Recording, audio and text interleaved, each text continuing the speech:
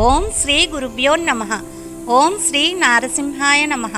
నేటి ప్రపంచం సాంకేతికతతో పరుగులు పెడుతోంది. కానీ మనిషి మనసు మాత్రం ఇంకా ప్రశాంతత కోసమే వెతుకుతుంది. డిజిటల్ ఒత్తిడి, ఆర్థిక ఆందోళన మధ్య నలిగిపోతున్న నేటి తరానికి ఒక ఆధ్యాత్మిక ఆసరా అవసరం. అదే తూర్పుగోదావరి జిల్లాలోని పుణ్యక్షేత్రం కోరుకొండ. తెలుగు రాష్ట్రాల్లోని 9 శక్తివంతమైన నరసింహ క్షేత్రాల్లో ఒకటైన ఈ క్షేత్రం కేవలం ఒక ఆలయం కాదు, అంతుచిక్కని రహస్యాల నిలయం. ఈ కొండను చూడండి, కరుకైన రాళ్ళు, నిటారైన వాలు. అసలు భగవంతుడు ఇంత కష్టతరమైన చోట ఎందుకు కొలువుదీరారో ఎప్పుడైనా ఆలోచించారా? క్షేత్ర మహత్యం ప్రకారం ఎక్కడా లేని విధంగా ఇక్కడ నరసింహస్వామి వారు ప్రసన్న రూపంలో ఆవిర్భవించారు.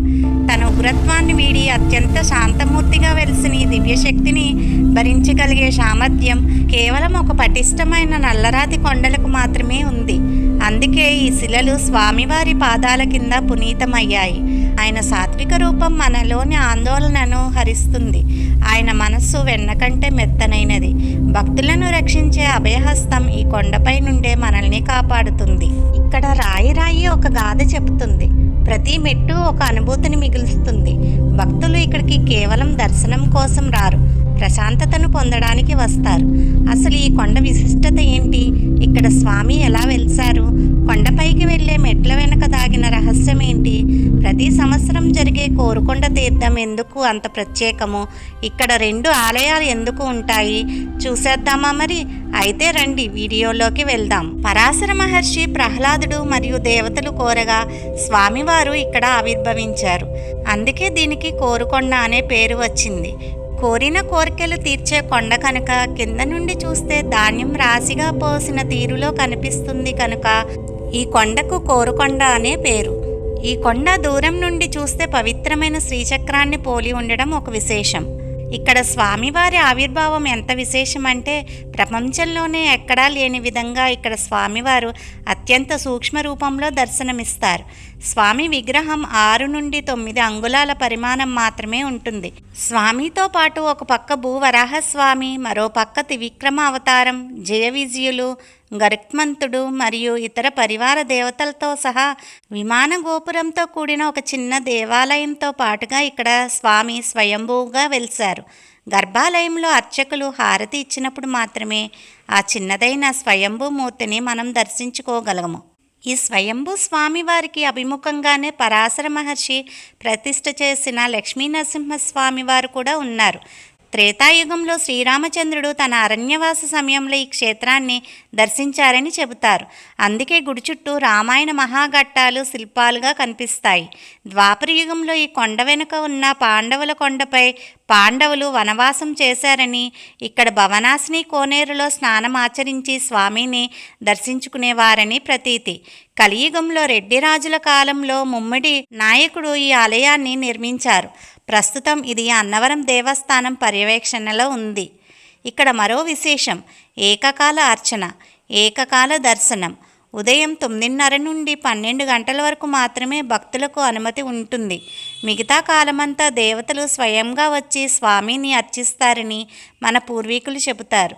దీనిని పరీక్షించాలనుకున్న ఒక వ్యక్తి అర్ధరాత్రి వేళ భయంతో స్పృహ కోల్పోయి కొండ కింద కనిపించాడనే గాథ నేటికి ప్రచారంలో ఉంది.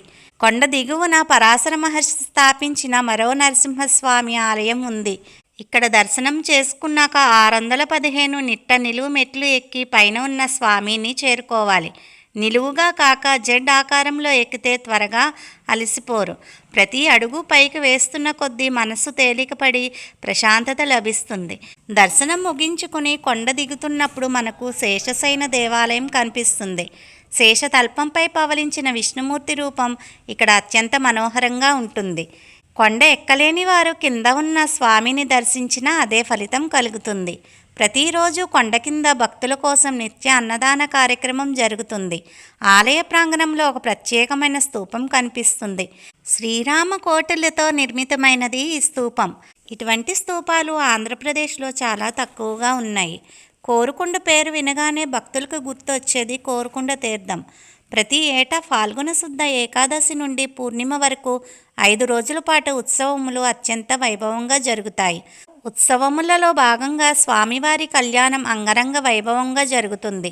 ఈ దివ్య కళ్యాణాన్ని చూడడానికి వేలాది మంది భక్తులు తరలివస్తారు. ఆ తర్వాత జరిగే రథోత్సవం ప్రధాన ఘట్టం. సుందరంగా అలంకరించిన భారీ రథంపై స్వామివారిని ఊరేగిస్తారు. పూర్ణిమ రోజున స్వామివారికి పవలింపు సేవతో ఈ ఉత్సవాలు ముగుస్తాయి.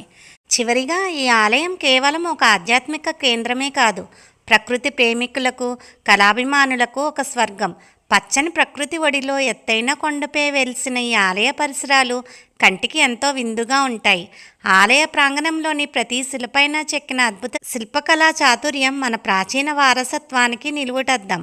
ఈ దివ్యమైన ప్రకృతిలో శిల్పుల చేతిలో అపురూపంగా రూపుదిద్దుకున్న ఈ కట్టడం మనల్ని మరో ప్రపంచంలోకి తీసుకుని వెళ్తుంది, ప్రశాంతతని కల్పిస్తుంది. ఆ ప్రసన్న నరసింహుని కృపకు మనందరం పాత్రులు కావాలని ఆశిస్తూ, ఈ వీడియో నచ్చినట్లయితే జై నరసింహ అని కమెంట్ పెట్టండి. హైప్ పాయింట్స్ ఇచ్చి లైక్, షేర్, సబ్స్క్రైబ్ చేయండి. హరి ఓం తత్సత్.